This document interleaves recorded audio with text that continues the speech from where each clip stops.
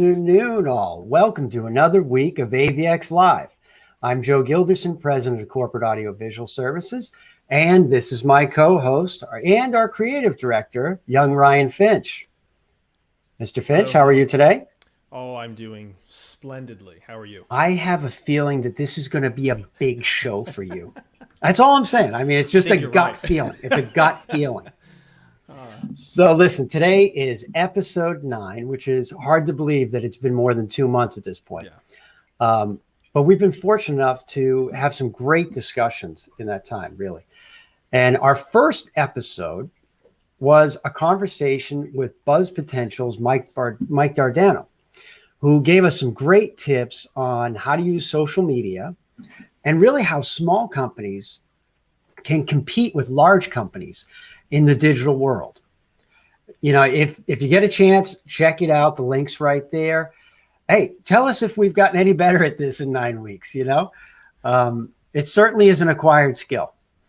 But since then, we've spoken with experts in marketing, in PR, digital communication, content creation, of course, event planning and streaming and, you know, video production. That one's an easy one. But we also had a chance to speak with one of our nonprofit clients, which is really eye-opening in a lot of ways. But we've had some fun conversations, and I think we've learned a lot about how our guests and their clients are using technology and AV in their day-to-day lives, you know. And our focus, of course, has always been on their experiences and what successes they've had and what kind of results they've gotten in the process. But hey, Ryan, if somebody wanted to go and check out some of these past episodes, where would they go? Oh, I'm so glad you asked. Well, they can go to our Facebook, YouTube, LinkedIn channels. Those are where we are streaming live right now, and where the rest of the episodes, previous episodes, are stored. And so while you're at it, if you could like, comment, share, subscribe, all the above, please, it would be super appreciated. Helps us out a lot. So show some love, show some support, and we're going to keep doing this every Wednesday. Wow. Every Wednesday. Can you imagine that at 1 o'clock? That's crazy. Yeah. Good stuff. Good stuff. I think you're right there, but it's too much of us, I think. Yeah. But today's guest is actually kind of a continuation of the topics that we've been discussing. He's had to completely change his workflow and his product, really very much like we have. But as a true professional, you know, he continues to improve and perfect his craft. And on top of that, he's a really good guy with a fun sense of humor. And, you know, that's going to be helpful because Ryan's kind of been putting me to sleep the last few weeks. So I think we need some new energy. And really, because it is Ryan's day, Ryan, I'm going to let you do the honors. You want to take it from here? I would love to. I'm so excited. Well, here we go. With nearly 20 years of live auction experience, Pat Tully is New York City's leading independent benefit auctioneer. Pat has raised $250 million at over 1,000 nonprofit benefits across the United States and around the world. Pat, by the way, Joe, Pat actually has what is, in my opinion, a top 10 social media hashtag. Hashtag have gavel will travel. There it is. Boom, on your screen. It rhymes. It's catchy. It's fantastic. This is good. Yeah, I know. And of course, with a hashtag like that, you're probably thinking, well, boy, this guy's got some personality. And you'd be right. He's no wallflower when it comes to igniting the spark in the room and holding the audience's attention. I'm usually backstage with him, and he holds my attention too. So that should say something. Pat has performed live auctions with celebrities including Tina Fey, Alec Baldwin, Jamie Foxx, just to name a few.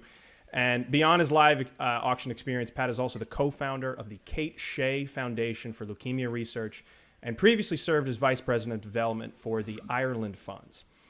All this is to say Pat has really a deeper understanding of the unique challenges his clients face when planning and hosting a benefit than really I'd say most people have. You know, being the face and being behind the scenes.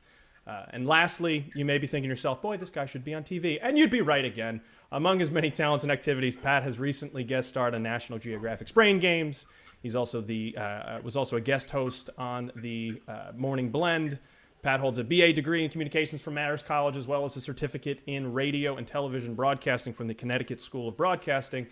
He holds a benefit auction specialist designation from the National Auctioneers Association and is a member of the Association of Fundraising Professionals. He is a busy man. Ladies and gentlemen, please welcome Pat Tully. Whoa! I want to meet that Pat Tully guy. When are we going to bring him on? I'm not sure. Hopefully he gets here soon, though. Yeah, because according to those pictures you were showing, he's also clean shaven.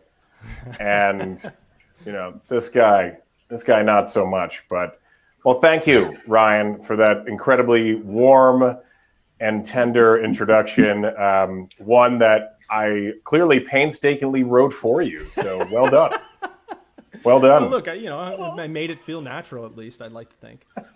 Pat, I'm glad you're here, by the way, because now I don't feel like I have to be the host anymore. So this has just worked out really well. Like we're off the hook, man. This is great. Yeah. Totally good. Totally. It's great, and yes, as Emcee, normally I'm waiting in the bullpen if they're like, oh, this person is out. I mean, how many events we've had where we're working together, and the Emcee is somebody working at a major news network, and they're like, hey, Pat, by the way, there might be breaking news. Would you mind stepping in as Emcee if necessary? I'm like, yeah, we should probably pre-tape some stuff too, but sure, we could do that. Sure, yeah. And it's nice to see you guys during the daytime. This is a whole new thing for us. Usually it's more like a vampire experience, right? Yeah, I'm normally hanging upside down right now, exactly. This is nice to be upright here during the daytime. It's bright outside. Wasn't used to that. Yeah, it is bright outside. I know. We don't really get to see the light too often, so it's a nice experience.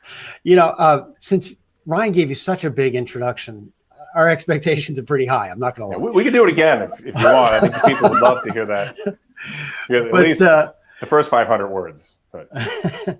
But listen, why don't you tell us, how'd you get into auctioneering anyways? It's a fun story, and if you'll indulge me, I'll go into it. I was, you mentioned the KGA Foundation. That was my friend Kate. We lost from leukemia, and we've set this foundation in her name. And before we did that, I was doing a lot of work with the Leukemia Lymphoma Society and their young leaders group, or their the Society Ties. Wow, I can't believe I just pulled that out of nowhere. But I believe they still have that going, and haven't worked with them in a while. But my friend Kendra and I were running for Man and Woman of the Year, which basically means whoever raises the most money as a team wins this thing. And she was working at Henry Bendel on Fifth Avenue, which is no longer there, but that's a whole other story. And she was doing PR, running the PR for them. And she's like, I can get the store, and we can do an event, and we can do shopping, and everything people buy during the shopping event, 10% goes back to leukemia lymphoma, and it goes into our little pot here. And I said, great, I'll put together a silent auction. So we did that. And I'm like, we should do a live auction. So leukemia lymphoma got somebody from like NBC or local Channel 4. I won't say who that was. But I think they got their date wrong, or they didn't, whatever reason, they didn't show up. Or some sort of miscommunication. And they're like, what are we going to do? We don't have an auctioneer. And I was like, I was doing improv comedy at the time with Upright Citizens Brigade. And I had 2 vodka sodas in me at that point as the host. It's mandatory 2-drink minimum. So I was like, give me the mic. Let's go. I can do this. And I knew everybody in the room because I invited everybody. These are friends and family and so on. So I was like, oh, I can shame my friends into giving me money. This will be really fun. Got on stage, sort of made fun of a Texas cattle auctioneer. I was like, give me 25 and a half, give me 50 and a half. Yep. And, in the middle of that, I was like, hey, I'm like, oh, it's Steve. I'm like, go to 1,500. I was like, hold on one second. You guys know Steve just got that big promotion at Goldman Sachs, right? Can we give Steve a big round of applause? It is bonus season. Let's go, Steve. Come on. Everybody's giving you a round of applause. This is the time. Steve's in for 2,000. So I finished the auction. I was, crazy high, mixed in with the vodka, I think. And somebody came up to me and said, yeah, that went really well. And I was like, yeah, we just raised a lot of money. And that was entertaining and fun and broke a sweat. He's like, hey, I got my kid's school auction next Friday. Would you mind, I hate doing it. They always make me do it as a parent. I was like, oh, look, man, I'm not doing anything next Friday. So, yeah, see you there, because I'm an auctioneer. And it was like, let's see where it goes from here. That was August August of 2001. Obviously, the world completely changed weeks later, and we were in a whole different world. But I started doing it as for fun on the side, and since that day until today, it's like a 100% referral business. Nearly very few events I've gotten that have come my way that haven't been a referral. In fact, that's how I met you guys. So through our friends at Hospitality Resource Group. That's how I got introduced to the corporate AV team. Robert Sanders and the crew there. But it was a side gig for years. At first, it was a volunteer thing. Then it turned into somebody was like, "Well, look, we've got a budget of this." I said, "Well, that's my fee. That's what I get paid. Yes, that's it." That's perfect. It's exactly how much it costs. Like, of course, that's what I get paid. Yes. Well, that's a discount off my rate, but I'll take it this time. Let's go. Come on, give me the check. And it just sort of went from there. And then I started seeing what other people that there were other benefit auctioneers out there, and what they were charging, and so it just kept, the fees kept going up as the experience got better, and pretty soon it was a second full-time job. So and I was working, as you mentioned, the Ireland funds, who are now a client of mine, but I was working for the Ireland funds during the day, and the people that are watching here that are in development are like, you're always in development. It's sort of like public relations. You're always going. You always can meet people. You can always find somebody else to talk to about a gift, even if you've already hit your goal for the year. So I'm running our young leaders group, and then I moved into major gifts. So on the side at night, and this was like really strictly at night, I had the auction business. So as you guys know, the benefits are very few luncheons. Right. When there are the luncheons, I would have to take like a sick day from work or something to do one of the luncheons. Pat, we are live right now. I just want to make sure you know that. Yes. Are you giving up any secrets here? I don't think so. It's I think you were on a 7-second delay in case I start. Right. Yeah. But we don't have a lot of rules, Pat, but we got a handful. Yeah. This is like, we'll treat it like it's radio. So I understand. But anyway, it was at one point I was like, you can't be doing 2 full-time jobs really well. And I didn't want to leave the Ireland funds, but it was at a point where they were having some change in the organization, and it was like, do you want to do this, or do you want to, make your side hustle your full-time gig? And I was like, go work for myself, set my own hours. Yeah, let's do it. And that was, really just 3 years ago, or not even 3 years ago, when I went out completely and finally on my own. On your own. And then, and here we are. And it's funny because I was like, well, I'll do all this business development in the morning, and then I'll do this in the afternoon and this. And you quickly come to see it's just like any other kind of sales job. You're reaching out to 100 different organizations, and 80 of them don't get back to you. A few of them say, well, we already have an auctioneer we're happy with. And I put together marketing reels for myself and everything else, which I just put a new one together when during the pandemic, and with some of the footage from events I've done with you guys. So it's constantly marketing yourself and getting out there. And now during the day, I'm free to take meetings and to do live. Yes, we are live events like this, which are a lot of fun. Well, that's great. It's kind of funny now. It definitely makes sense that you have a UCB background. That I'm going to keep that in the back of my mind now.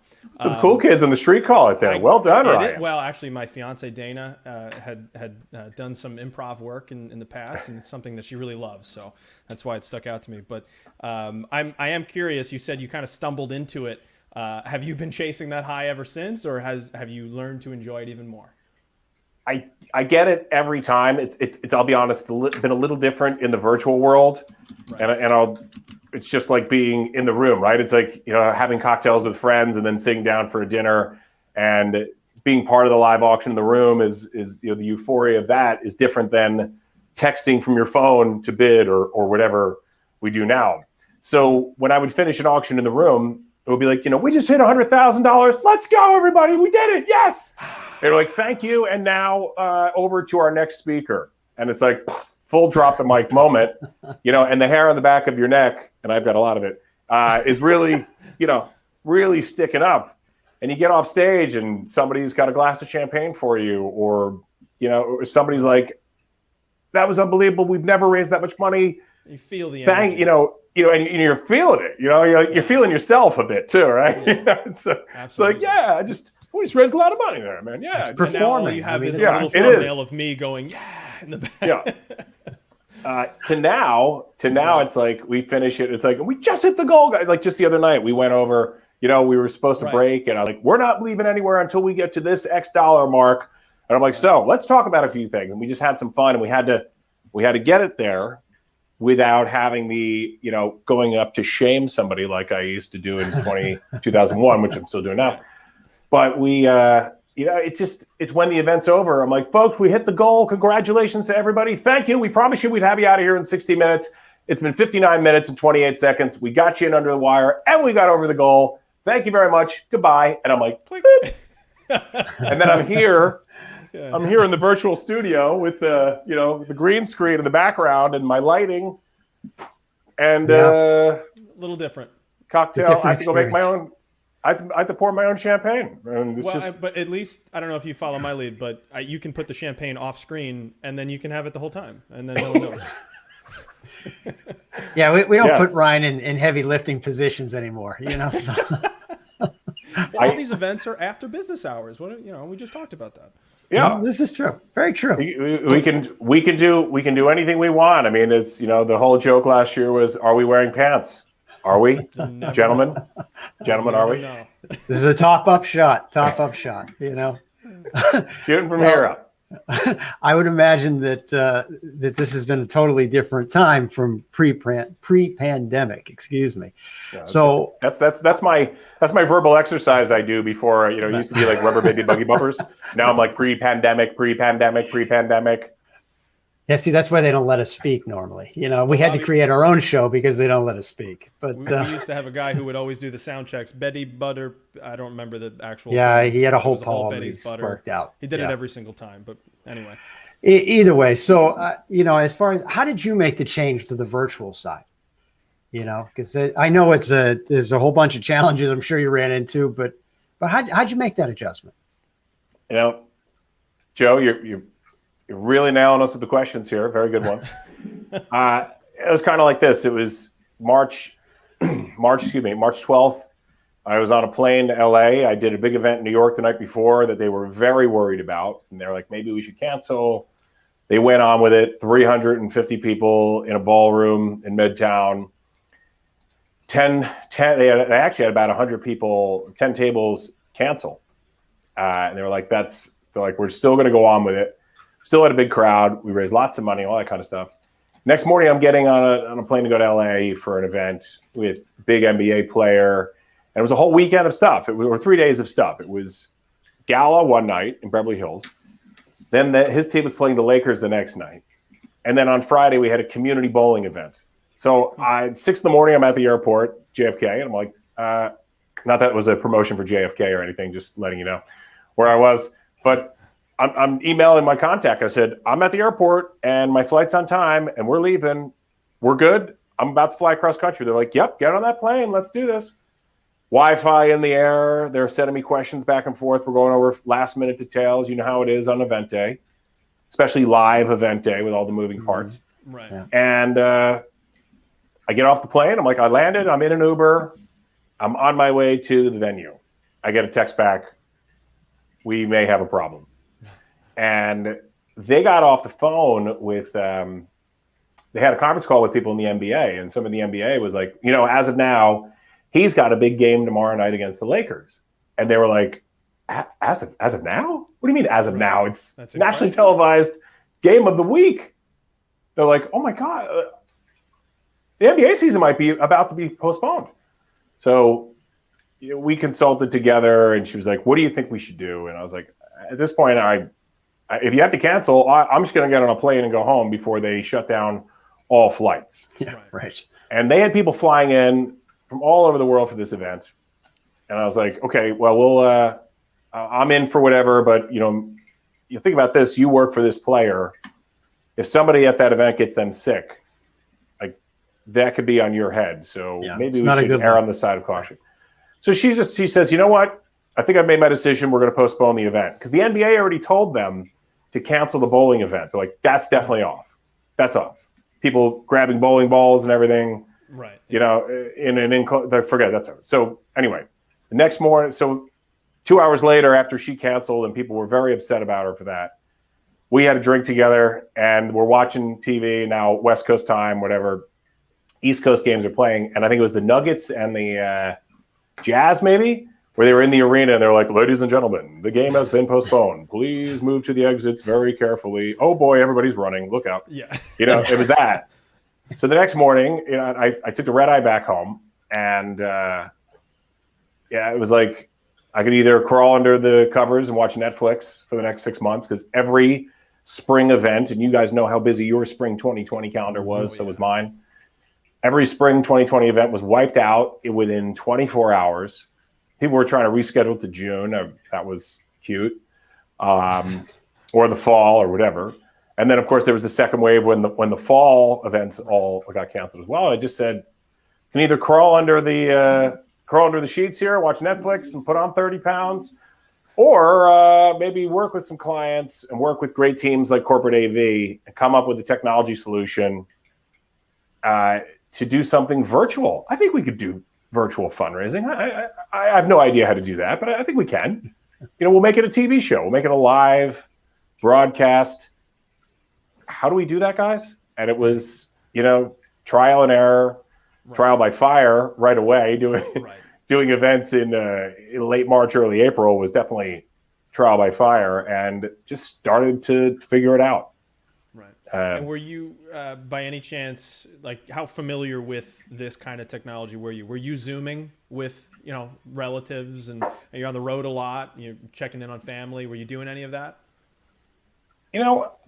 I don't really remember doing. Every once in a while there'd be a Zoom, and I was like, why don't we just meet in person? I was not a huge video meeting person. Yeah. They're like, oh, we're going to do a Zoom tomorrow. I was like, I don't understand. Why don't we just get a coffee? Why a Zoom? Everybody's in New York. I'm in New York. What are we doing?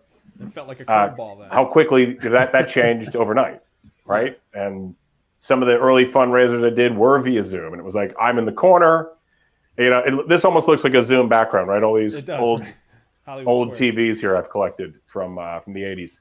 But it was like I was in this cube here doing the fundraising, and somebody all the way over here is trying to bid. It was like, well, that was fun. Right. And it was like, and then this person's signal goes out, and this person's signal, they don't realize that they're not on mute and they're screaming. Somebody's music is on. All of the fun chaos that went on was going on with these early Zoom meetings. So it was like, I don't think Zoom is the right way to do these fundraisers. And that chaos gets us work, Pat. We like that chaos. Right. The chaos gets us work every time. Thank you. But it was like, well, what if we change it up to have a great interface where people can just see the speaker, or they can just see the video going on, and everybody else can be watching, and they can, there'd be a chat on the side of the, side of the screen here, and we can all join into the chat. Right. That's a great way for us to interact without everybody trying to talk over each other. So, quickly adapted to it, and that was really it. It was like, let's figure this out and let's make this happen.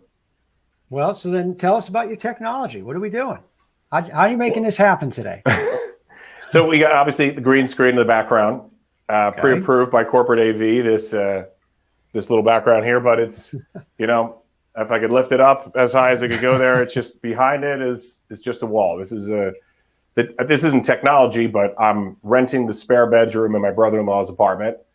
It's on Central Park South, and I'm always just telling him, like, by the way, I've got a event tonight. He's like, how late's this thing going?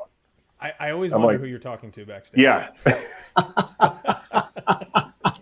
So That's so awesome. every once in a while he's like, can I watch? And I was like, no, why do you want to watch? I'm just staring into a screen. You're not watching anything. here's the YouTube link or something. Yeah, no. right. Watch on the other end. Yeah.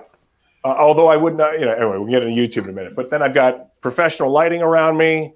So a lot of trips to B&H. I do a podcast. So this is the podcast microphone here. So Nice. Normally I'd be, talking into this guy here. We've got the arm that's nice and, and I could, when we're back in person, I can mount that to a desk and have multiple people in there. But right now I'm using this lavalier mic, which is wireless from a company called Rode.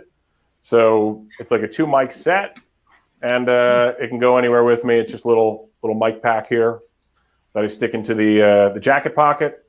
Teleprompter in front of me, and I have this little thing called the Padcaster Parrot remote, which if I'm using the teleprompter off camera, I can just advance.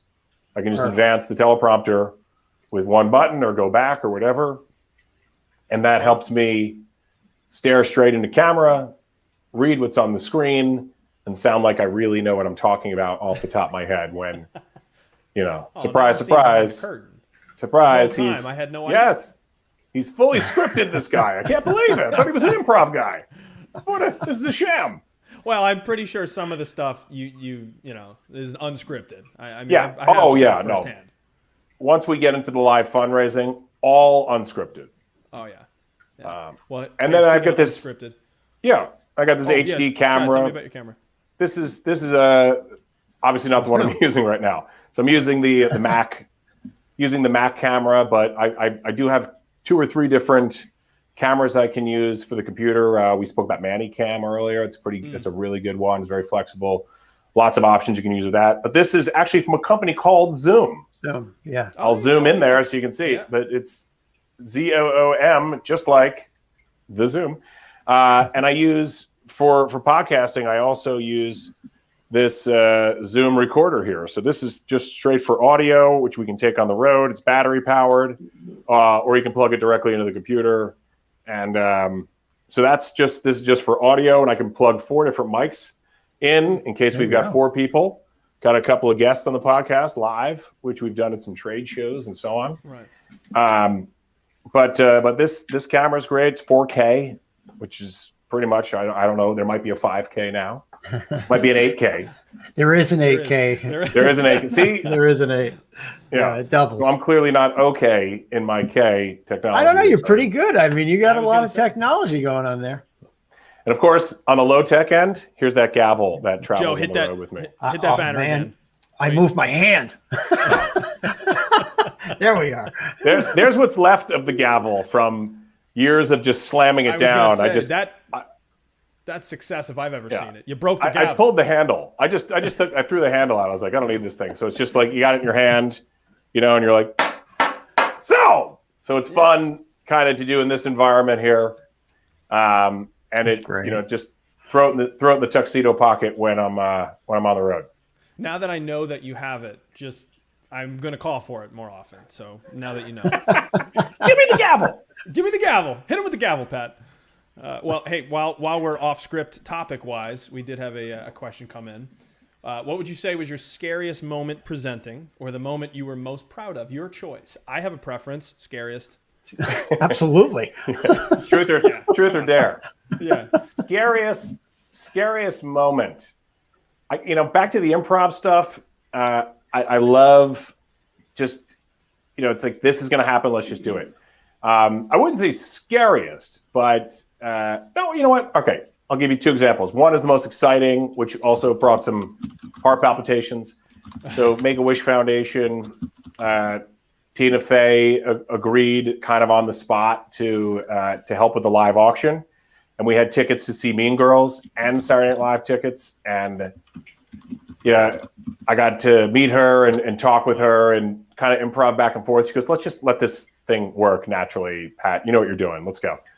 It was so cool of her because it was never agreed to beforehand. But she's like, you know what? I'll do it for Make-A-Wish, because I was like, we will make 3 times as much money I said, you could stand there and just hold the mic in your hand and we'll make more money.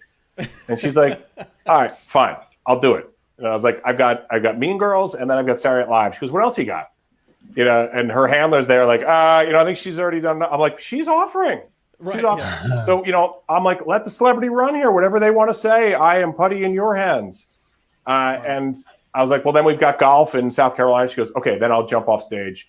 And that was kind of the fun part of it, because we did sell, like, the tickets went nuts. And then she improved herself, and she threw in more tickets to Mean Girls. So that doubled the money. So we truly doubled it. That's cool. And it was just whatever, I was like, Tina, what do you think? And she's like, yeah, throw that in. She goes, you know what? I'll give you a backstage tour at Mean Girls because I'm going to be there. And it was right before the Tonys. So it just went nuts and people were going crazy. And we ran with it. And then I was like, after the two items, I was like, she's like, what do we got next? Let's keep this going. I was like, well, Tina, I'm glad you asked, because the next item is golf in South Carolina. She goes, all right, bye. And she drops the mic. Like, actually dropped. Yeah. And from an AV standpoint, you guys are like, no, that's mic's expensive. Yeah. In that context, I would have been totally okay with it. And the place went bananas. It was just comedy gold. And I was like, unfortunately, folks, we still have 6 more items to sell. So at that point, I had like a corner man. I was like, cut me, Mick, cut me. It was it was wild. It was wild. But it was like, wow. It was a little bit scary asking, I took a chance by asking her to do it. I was like, could you please, it'll be great if you did this. And I did get permission from my client beforehand to ask. But it was like, if she doesn't want to do this, this could be, but she was so gracious, ridiculously gracious. It was amazing. Cool. From a scary standpoint, one of the first virtual events I did, I won't say the software that we used, but it looked like a live TV broadcast. Everything this is so classic of things that went wrong in the pandemic. Besides the actual pandemic itself. But, I was like, well, the one technology thing I didn't talk about is very basic, but super, super important. Hardwired into the internet. I am not on Wi-Fi right now. Whenever we're doing a live event, Ryan, you always make sure you're like, Pat, are you plugged in? Yes. It's the first thing I do before I plug the mic in. So anyway, all of our rehearsals went great, but where they housed the server for this, there was bad weather there, and where the server was for the software. So we plug it in about a half hour early to do sound check, as we would always do. It wasn't with you guys, obviously. So a whole other group down in South Jersey. And I was like, what's going on? I don't see you, or this isn't coming through. And they're like, we don't see you either. I'm like, oh my God, we got a real problem. So we realized there was some problem with it. It all kind of worked, and then when we're about to go live, the people from the charity were like, do we go live or we postpone? I'm like, you got 360 people watching this thing. I say we go live and we fly by the seat of our pants. People are going to be very forgiving if this doesn't go well. So the guy now went from being in my ear like you would be to now texting me like, go live in 5. He's like, 5, 4. And I just had to, and I couldn't, and the screen was all jumbled up. So I was just like, hey folks, we are live. And then we had some pre-recorded music packages and stuff like that. But I had 2 live guests, which I booked myself, that were going to be really fun. And those are 2 big parts of the show. Right. And both of them are professional broadcasters. And, they've done TV a zillion times. And they're like, Pat, I can't log. They're like telling me I can't log on. It's not working. So it was very scary to fly by the seat. This is the really long-winded answer that you were looking for. Right. It was very scary to fly by the seat of our pants, because it was one of the first. This is the first time I was working with a software program outside of a Zoom or Google Meet or something. And we had all this tech, and it didn't work. And it was just really disappointing. We still raised a lot of money, and we still had fun with it. But it was scary to go live with it. But I was like, what if we don't go live? We wouldn't have raised $167,643 estimate. Right. Yeah. And then we wouldn't have had the experience. So it was something to grow on, something to learn on. And from there, it's gotten a lot better. I'll tell you that. Yeah, the beginning was definitely, I think, rough for a lot of people. Yeah. There's no April question. 2020, not April 2021. 2020, right. Interesting. Well, you spent a lot of time with nonprofits. That's the impression I'm getting. So since you've essentially dedicated, all of your time to helping nonprofits, what recommendations do you think you could provide them, to help them raise more money? One of the things that I saw during this, even that event that didn't go so well, I won't say the name of the organization, but afterwards, they told me that they had something like 120 new donors that they've never seen before.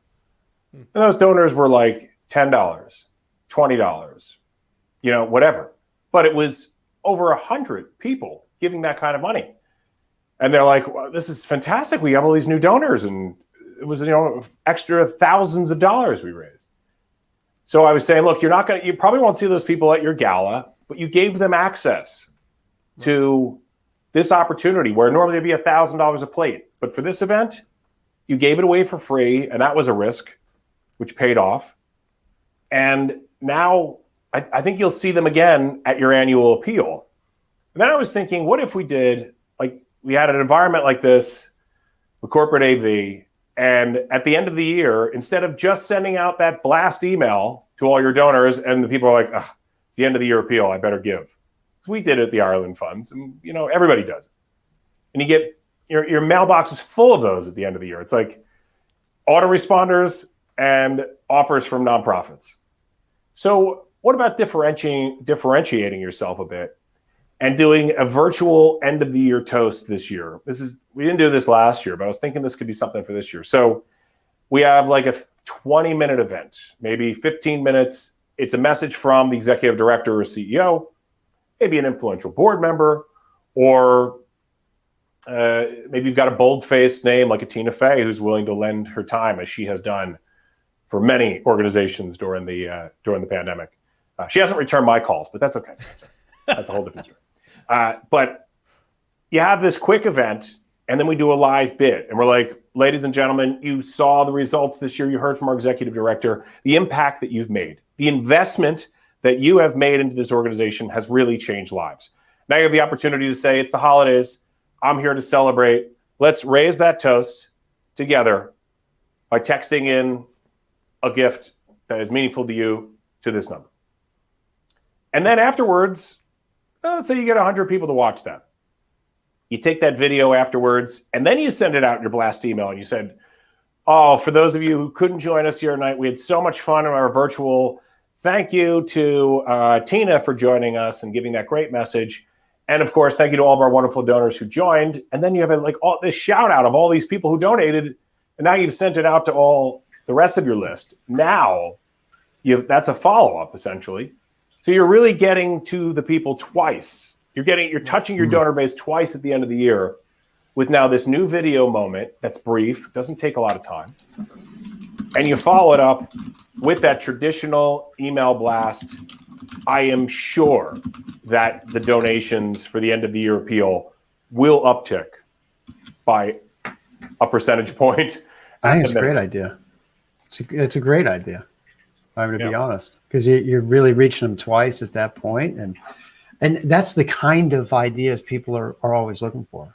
Right. And they feel, sometimes I've heard people say they feel bad. Oh, well, I don't want to go back to them again, but you're going to do the end of the year appeal anyways.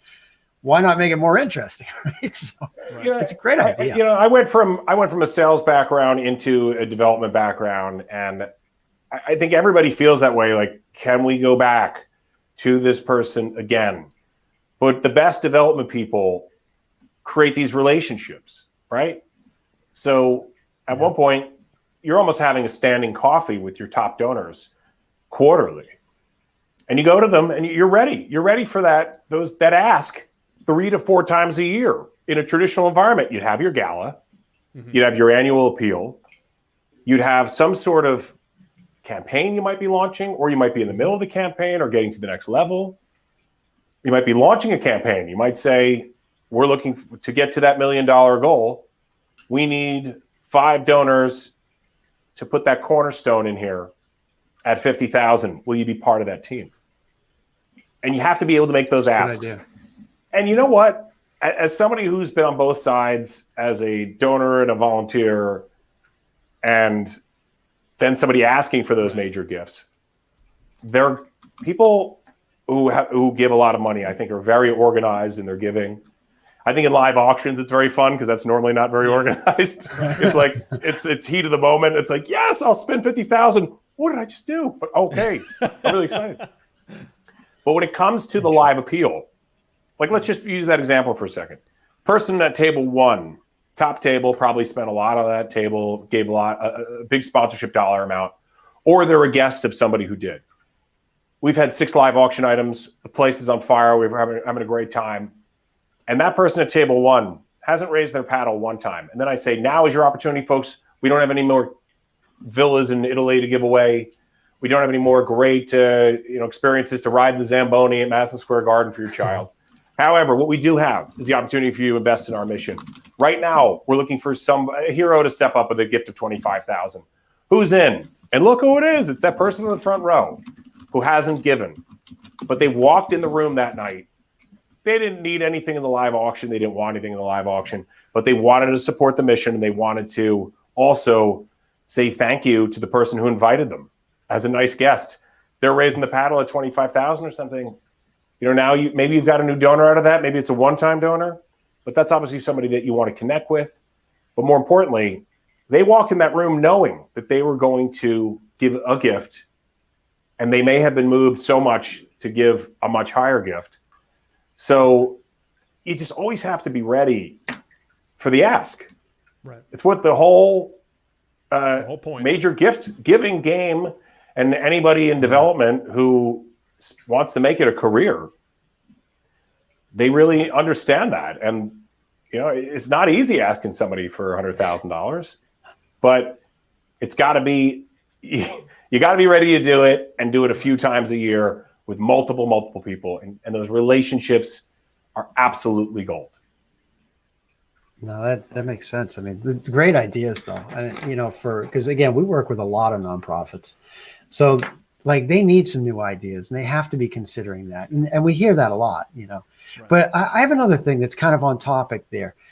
One of the things we've watched is it appears that everybody's kind of come into the virtual event space really with the same kind of in-person expectations.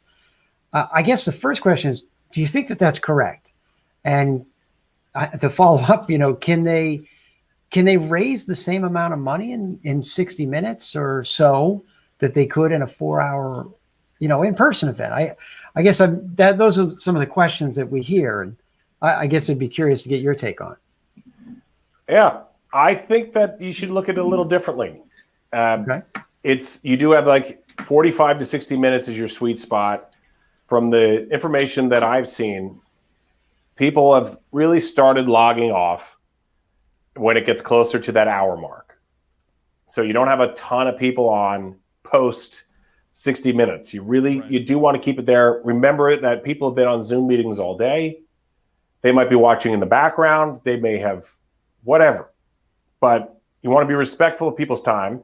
And why do you need it to go on for 2 hours? You don't have a cocktail hour.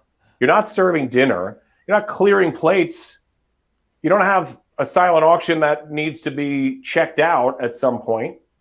A lot of the elements of the room you don't need. So you can immediately cut at least 2 to 3 hours out of your event. And I think a lot of people are happy with a shorter event. So respect that time and give them some variety, give them something entertaining. And I kind of think this helps with the honorees too. We've all been at the event where the honoree is supposed to speak for 2 to 3 minutes and might miss that dash in between the 2 and the 3 and goes on. 23. Hey, maybe they gave a huge check. So they're like, they go to pull the speech out of the pocket. And they're like, tonight I'm going to speak from the heart. I've definitely seen that a lot. Yeah. The ride on the way over here reminded me of a story when I was in 7th grade. When I was here we go. Oh boy, strap in, folks. But that happens.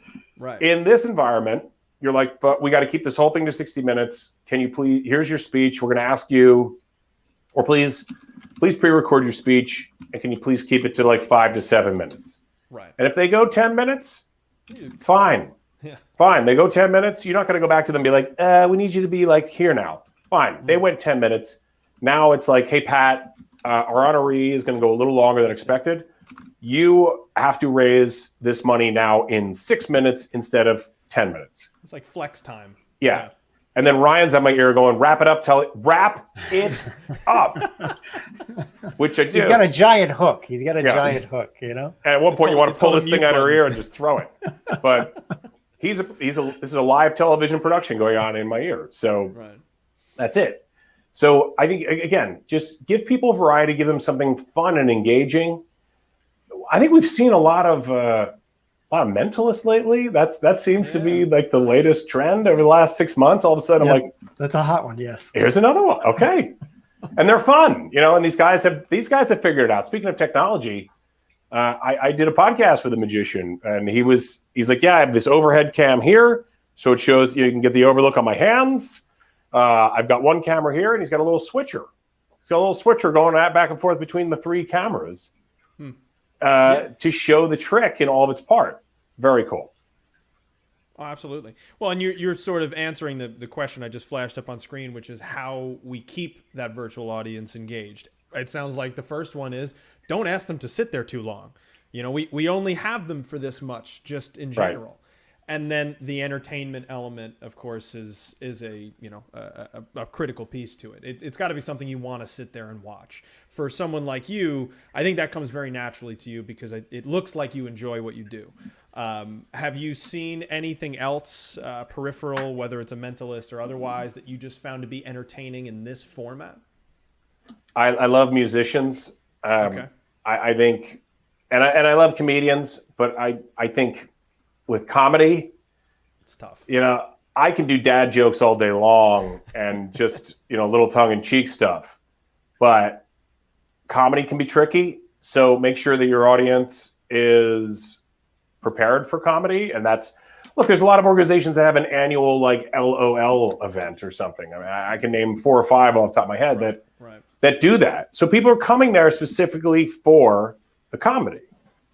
And comedians will even tell you that Zoom comedy has been brutal. I mean, I know what it's like when I drop a joke and I don't even see Ryan laughing, and he's a pretty easy audience. So when I could see him live on the screen, just like going like that, I'm like, man, that obviously didn't land with anybody at home. Yeah. But I would always keep any of that. Some hecklers via text or something in the chat, which is a good reason to keep, you guys keep me out. I can't see the chat, which is good. Well, because if I could, I'd be like, hey, what's with Rob 64321? You got a problem with that joke, Rob? Let's go. I'll meet you in the alley. Log off, with a mask on from 6 feet away, and we'll duke this out. But the right comedian. I read the room, right? Know your audience. Some basic stuff. But yeah, I think the music has been great. Some really cool, like you see just like one musician by themselves. It's pre-recorded, but it's really cool. That's like, hey, what's up? It's Dave Grohl. I love what this organization's doing, and this one's for you. This one's Everlong, and it's like Dave Grohl on the guitar, and it's like, it's pretty just cool. Yeah. And that's a hook that you can use to bring more people into the event. So yeah, little music, little fun. Again, we talked about the magicians. I like it. Yeah, that's actually been a pleasant experience, to be honest. It works. Who knew? And live fundraising. Yes, number 1, live fundraising. And then everything else. Right. But yes, live fundraising. Oh, man. Well, hey, Pat, what do you think is going to happen after COVID?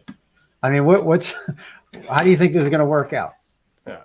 Well, in the old days, we used to have those commercials for E.F. Hutton. And like, whenever I hear this question, like somebody wants to predict what's going to go on next, you're like, what? So everybody's listening intently for my great prediction that's going to happen here. Full screen moment. Boom. Oh, yeah. This is big time. And hit record. Wow. Are you recording? So right? Are you recording? Look at this. So, guys, I think what's going to happen going forward is if last year's word was pivot, this year or next year's word is going to be hybrid. I believe in this hybrid model, and I think it's going to be really cool. And I think we can really keep the events tighter in a hybrid model where you're going to have, maybe I can have 200 people in the room. And there's some venues that are now saying in New York are saying 100 inside, which I couldn't imagine somebody calling me today and saying, May 15th, we're going to have 150 people inside X venue. I'd be like, and you've sold 15 tables? Wow, I'm impressed. But I think it's going to be, there's, even if everybody's vaccinated, there's still going to be some people that are a little gun shy. Mm-hmm. But remember what we were talking about earlier. With all of those people who you touched during this, who were never going to go to your gala because maybe they live out of state. Maybe they couldn't afford a philanthropic gift of $1,000 for your dinner or whatever. Don't forget about them. Mm-hmm. Offer them a live stream. Be like, say we're at 500 people at Cipriani. We're packed to the walls. You know what, guys? You know what we can do? We can still give this hybrid model where we can live stream the event out to people and they can watch it for free, or they can pay a small fee next year to cover the cost of it. And we offer them the opportunity to donate. And you're going to see those people return. Right.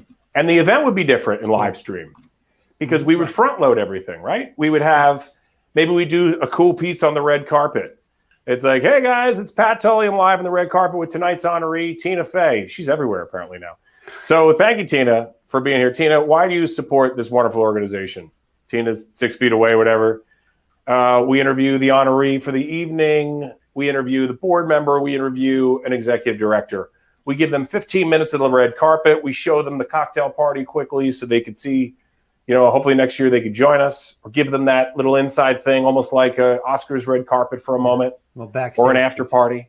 Right. And then we show them a video, and then we're right at the stage, and we do the honoree. We do all that stuff beforehand, and then we leave people from the live stream. Thanks for joining us, and everybody in the room gets to eat their dinner, and they get to really enjoy their conversation with their friends.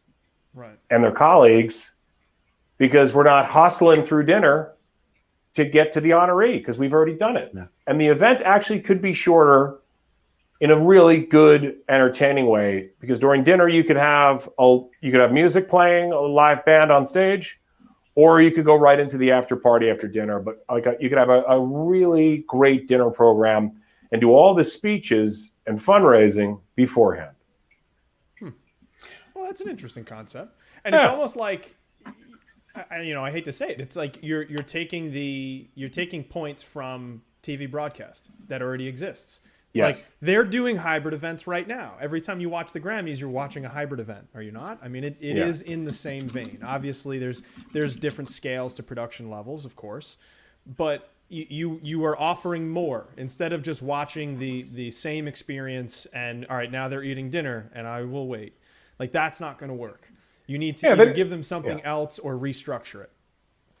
Yeah, and I would argue that you guys put on a better production than the Golden Globes did. I mean, the first award for the Golden Globes. We're going to take it. We're taking it. First award for the Golden Globes. The guy is on mute.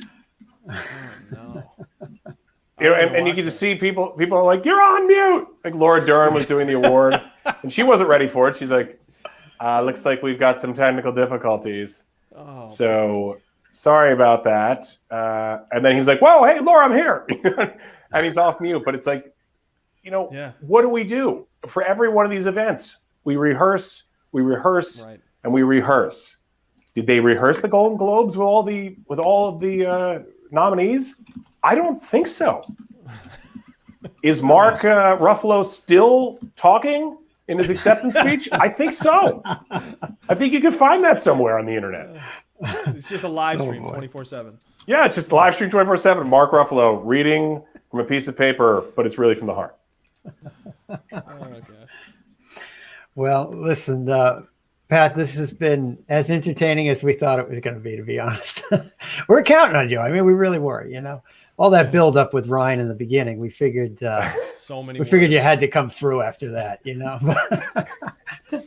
But we are kind of nearing an hour at this point, and we got to kind of wrap it up. So usually I'd have Ryan tell you in your ear, but we're going to tell you face to face now.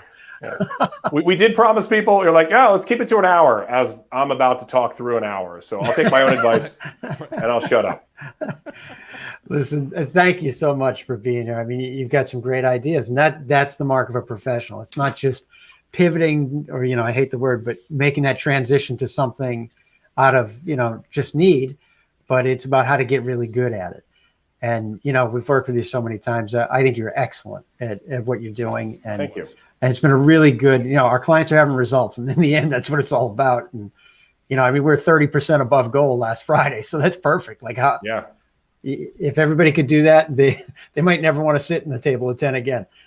So it's an interesting dynamic. But once again, thank you for joining us today.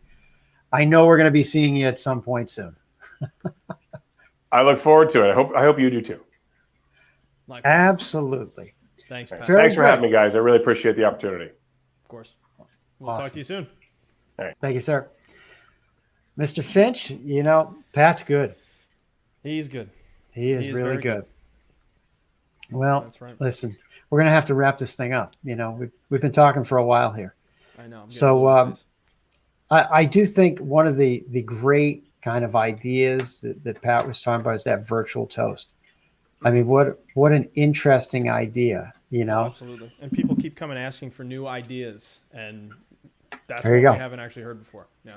No, and it makes complete sense because you're really interacting with them twice, and that's the key. And we talk about that pretty much in every meeting we have about that. You have a video, you need to use the video.